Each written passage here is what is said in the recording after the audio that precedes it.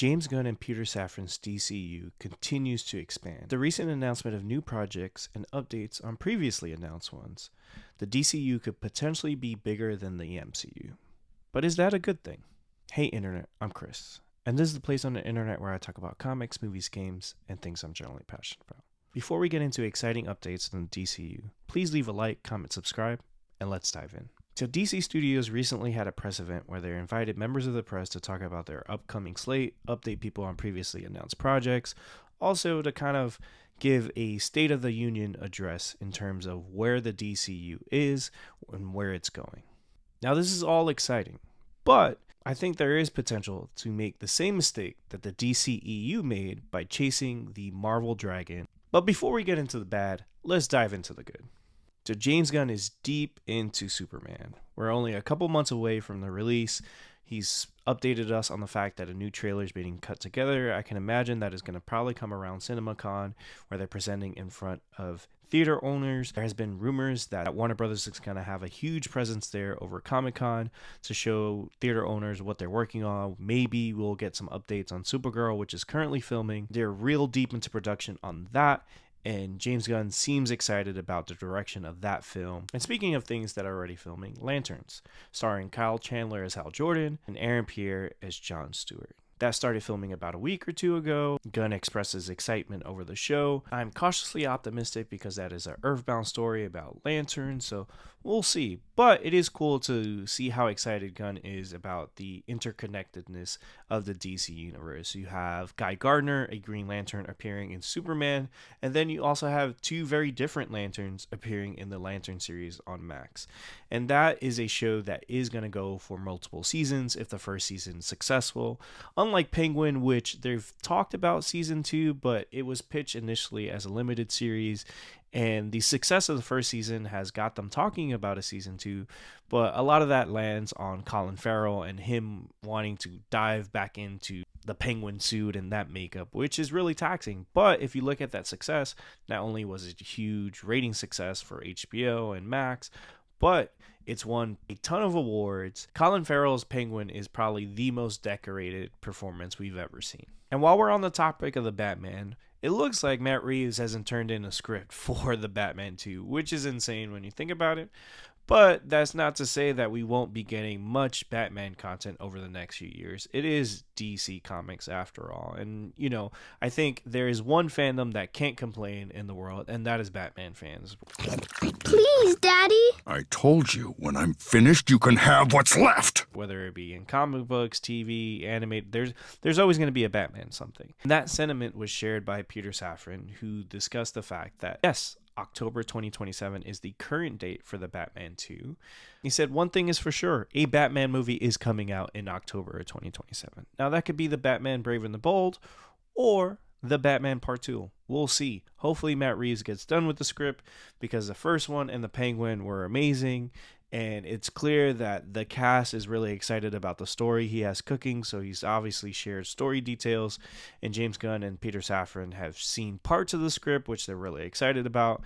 And Robert Pattinson recently shared that they should be shooting that at the end of the year. So hopefully they're able to make that date. But if not, we might be getting another Batman in the Batman Brave and the Bold. So this is probably one of the biggest updates. James Gunn shared the fact that they have a writer locked in for Batman Brave and the Bold, a writer that we don't know who it is yet, and that makes me believe that it's probably James Gunn because he shared the fact that he's actually working really, really, really closely with the writer of the Batman Brave and the Bold, and he wouldn't share what movie he was writing currently. Now, if it was a sequel to his Superman, I think it'd be pretty easy for him to say, yeah, I'm working on Superman.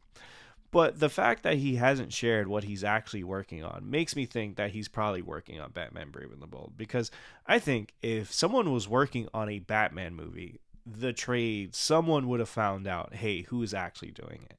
So I think he's working on that. He has stated that when that script is finished, the first person to see it would be Andy Muschietti, who directed The Flash and has been attached to Batman Brave and the Bold for about 2 years. But it seems like he's probably going to be on the outs because he's not really involved actively in the development of the script. So you'd think like, hey, wouldn't the director kind of have say in the direction of the story? And knowing that Batman is James Gunn's favorite comic book character, and he shared that, and anytime you ask him about Batman, it seems like his eyes light up. I think he's working on it, and it'll be interesting to see, especially because he is a big fan of Damian. It's his favorite Robin, and he's the one that kind of came up with this idea of having a Batman and Robin film in the DCU. So I think he's really excited about that. This Superman film was something he probably had to get out of his system. And not to say that he's not a big Superman fan, but it's something Warner Brothers had asked him to do for a really long time. So I think it's one of those things that he's probably going to get out. And maybe he does the sequel to it because he's really prolific as a writer and as a director, because he did the Suicide Squad, Guardians of the Galaxy, Peacemaker, and Superman basically back to back to back to back. And I think he would have the ability to do it. And on top of that, obviously he's guiding this whole DC universe. So I think he probably is going to be doing at least the script for the Batman Brave and the Bold. Now that's speculation, but I honestly, if you look at the clues, it's clear that he's very interested or involved in the future of Batman. He even featured the character in Creature Commandos. Like, the Batman cameo in Creature Commandos really didn't need to happen. Obviously, it's just like a shadow and stuff like that, but it's clear like he can't wait, and I don't know if he could really wait for Andy Muschietti to do the movie or anything like that, or even for Matt Reeves to get done with the script. Like, I think he's just chomping at the bit to get Batman in the DCU. And with the Batman and Batman Brave and the Bold having their own sort of difficulties in terms of development at the start of the DCU, there's a couple projects that have kind of been put on the back burner that were announced a part of that initial announcement of Gods and Monsters. You have Booster Gold losing their writer and showrunner. I think Danny McBride was working on that, but it seemed like he lost interest, and I wonder if that has a lot to do with the fact that there are a lot of rumors that Mr. Gold had been cast, that Kumail Nanjiani was going to play the character. So I wonder if people that want to write some of these things are sort of a little hesitant when the character's already been cast. Now, that's never stopped people before, especially like when it comes to like the MCU and stuff like that. But Booster is a character I feel like you'd have to be passionate about and sort of have a pitch around and sort of like an idea of who you want to play that character, just because it's not a typical superhero story. So maybe it's just like one of those things where it's like, hey, if I can't have complete control over the direction of the story and the casting, maybe I'm not going to do it. And then you also have The Authority, which I didn't even know it had a writer, but it just seems like that one is also had struggles getting off the ground, especially with the developments of the DCU. James Gunn shared that the fact that the boys exist and also the evolving landscape of the DCU as he's working on it, seeing certain characters that he wants to put in other things, stuff like The Authority sort of takes a backseat. And that kind of makes sense. Honestly, The Authority, when he put that in that initial announcement, I thought it was fake. I was like, oh, maybe he's just putting that so that he could change it to like Justice League or something like that later, because to me, how, like, it makes no sense, and I'm gonna make a video about this like in the future, that there is an Authority movie before you make a Wonder Woman movie, like that's, or even a Justice League movie. That is like unacceptable. And the fact that The Authority, honestly, it'd be really hard to get someone that's really passionate about The Authority. Like, yes, it's a cult comic book, and a lot of those ideas really inspired the Ultimates, and the Ultimates inspired the MCU, so it's really influential and groundbreaking in a lot of ways. But I doubt they had a lot of writers coming in for pitches or directors coming in for pitches for The Authority. I just some speculation, just me spitballing and, talking shit. But I just think they probably couldn't find someone that was really that interested. And James Gunn, like I said, James Gunn shared the fact that he feels a little bad about sort of putting certain writers on certain projects that have not kind of worked out. You've had also Waller sort of get put on the back burner. But I think Waller has a lot more to do with the fact that, like, if you made Creature Commandos, you're making Peacemaker Season 2, and, Waller's a big part of the DCU in a lot of different ways. So, like, does a Waller show really make sense when she has such a big presence throughout the DCU? And you have so many shows that kind of, like, fill that void of espionage and stuff like that. So, I don't know if you can really land it, or it maybe, hey, like, maybe they haven't gotten the perfect script for it, and they're just waiting for things to kind of evolve before they give that one the green light. Paradise Lost, I mentioned Wonder Woman they're working on the pilot, and they're really focused on it, but honestly, it's kind of sad, sort of the state of Wonder Woman in the DC universe and DC overall, just because I think Absolute Wonder Woman's awesome. You just had the Wonder Woman game get canceled. They announced a Adventures of Green Lantern series set in the Adventures of Superman universe, starring Jessica Cruz. They announced a Starfire animated series. Both of these are not really set in the like main DCU, and we have no Wonder Woman series, no Wonder Woman animated series, no Wonder Woman anything, which is insane. Again, Paradise Lost, they're working on it, and she'll probably be a part of that, but I think she needs to be a start. Like, if David Zaslav is always touting big IP and DC as a pillar of Warner Brothers Discovery, especially the trinity of Batman, Superman, and Wonder Woman needs to be a bigger part of that. And I think that it's kind of crazy that she had such a successful first movie. The second one, a lot of that had to do with the pandemic and all that, and I can get why people didn't like that movie. But they literally like put her in everything. In every DCU project, they're like, all right, let's just throw Wonder Woman in and stuff. Like, she is an iconic character that, separate from the DC universe, like you can't buy that type of name recognition when it comes to Wonder Woman. So it's sad that like that hasn't been a priority. And you can say like, oh, they've said that they're working on it. If they wanted to like really put her at the forefront, they would. And like I said, I'm going to be working on a bigger video on that because I think that is an insane topic. But yeah, you have those animated series. You also have an animated series that's set in like high school, and The Flash is going to be in it, Martian Manhunter, which is insane. Like, The Flash is back in some capacity. Insane. Want to know why? Just because he was just the star of the biggest flop in DC history, arguably. I mean, maybe Green Lantern, but I thought he'd be in a bigger movie jail and bigger character jail than Green Lantern and Wonder Woman. And I don't think Wonder Woman really did anything to deserve to be in movie jail. But we're getting more Flash, so Flash fans, there you go. Now to talk about my concerns. I mean, this is exciting to kind of have a big slate. You also have like a crypto short film, and I'm a DC fan, so like seeing more DC content out there is always going to be really great.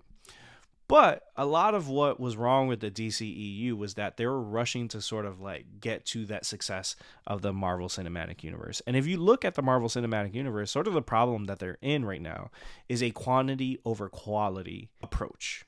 You know, with Disney Plus, they kind of had to feed that. And it looks like DC is in the same spot. Like, they don't even have their first film out, which is Superman. And the plan right now is to have up to 7 projects a year. 2 live action movies, 2 animated movies, and then 2 live action shows and 2 animated series. What has the DCU done to earn that kind of output? And that output, honestly, yes, you have 2 co-heads of the studio, unlike Marvel, where you have just Kevin Feige, but I think you can stretch anyone thin. Like, James Gunn is just one man, and yes, he is trying to do his best to select the best filmmakers for certain projects. You have Swamp Thing, which is going to be by James Mangold. They said they're excited to wait for him whenever he's ready. You know, he did The Complete Unknown, and it looks like he's deciding between doing his Star Wars movie and this. And that'll be exciting. He directed Logan, so I think they're happy to wait for him to make that movie. You have Luca Guadagnino, who directed Challengers and is going to be doing Sergeant Rock. They really love the script of that. So those are 2 things where it's like, okay. And Clayface. You have Clayface that is, you know, came from a script from Mike Flanagan. So you have some really talented filmmakers that they've invested in. And it's like, okay, they're going to be able to work on those things. And then you have Matt Reeves doing his Elseworlds Batman stuff. Great. Like, hey, that is a good approach. That is, and also they're adjusting the budgets to the sizes of the movies. You have $40 million for Clayface. You have a smaller budget for Sergeant Rock. So that all makes sense. Like, hey, like, no more big flops like The Flash. Like, you're not going to put $200 million. It's probably why they're not making an Authority movie.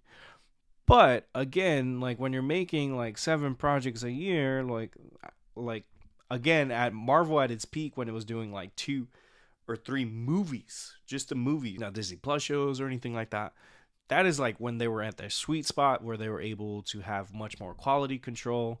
And it looks like DC's sort of like already in the place they were a couple years ago. Like the promise of the DCU was supposed to be more unified approach, and there is like, hey, like you have like two people that you can go to, and you know they're approving things and all that. But even from the gaming side, like we know like there's not going to be any DCU games for a really long time, just because of the way game development works. And also you have all these different universes, and it kind of seems like James Gunn, even with this press event, has talked about the fact that things like Dynamic Duos, which is the Robins movie that's going to come out, he's not sure if it's going to fit into the DCU, and they'll maybe decide on at a later date, even with something like Starfire.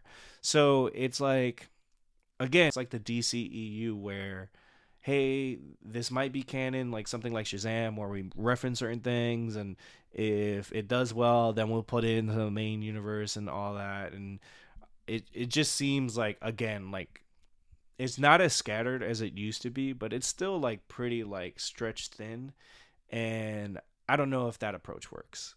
Again, like I think I would love it to sort of be at the output where it is now, where you have Superman, you have Supergirl coming out, Lantern. So like right now at the pace they're at is like 2 or 3 projects a year. But based on this new announcement and slate and expansion, it's exciting in some ways, but like I said, concerning in others, where you don't want it to be speed running its way to the failures of the MCU and the DCEU. So I'm hoping that the approach of having different types of projects and different types of flavors and different types of filmmakers make these things exciting, but I don't know. I don't know if it'll ever reach the heights of the MCU and chasing that dragon. And even to further that point, Gunn and Safran shared that they are working towards an Endgame style event within the next 6 years. Now, Endgame took like 10 years to make, so for you to get to like 6 years and gonna get to that point, kind of crazy. On the VCU timeline. Phases 7 through 19. But I do love James Gunn as a filmmaker. I've loved everything, you know, he's done in terms of the superhero world. Creature Commandos was probably like the low point for me, but I'm excited for Superman. I'm excited for a lot of these projects. I'm not so excited about the state of Wonder Woman, but there's a lot to be excited about, and having a slate, like having something to look forward to. And, you know, if you're a Green Lantern fan like myself, bravo, you got plenty of Green Lantern Superman, Green Lantern show, Green Lantern animated series. You got Green Lantern coming out of your ears. Great. Starfire is going to have their own animated series. Starfire is probably going to be in the Teen Titans movie that's being written right now. Again, another great project that I forgot, and now I'm mentioning it. So there's just so much to be excited about in terms of the DCU. And I'm sure after Superman, maybe it has a post-credit scene referencing Batman or something like that. And if it's super successful that opening weekend, I'm sure we're going to get an announcement about Batman Brave and the Bold and potentially James Gunn directing that film. And what do you guys think? Are you excited for the new expansion of the DCU, or are you concerned about them making the mistakes that DC had previously made with the DCEU? Let me know. Like, comment, subscribe. Peace.